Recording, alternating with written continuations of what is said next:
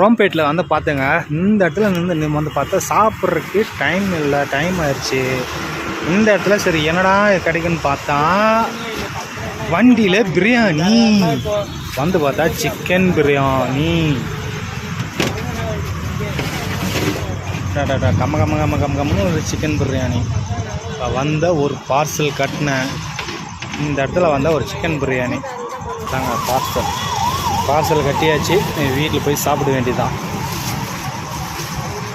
இந்த இடத்துல டெய்லி இருப்பீங்களா கடை? ஆமாம், டெய்லி 8 மணிலேருந்து 8 மணி வரைக்கும் நல்ல சேல்ஸ். ரெடியாக வீடு வந்து சேர்ந்தாச்சு. சாப்பிட்லான்ட்டு எல்லாம் எடுத்து வச்சு இந்த பிரியாணி எப்படி இருக்குதுன்னு டேஸ்ட்டு பார்த்தா முட்டை,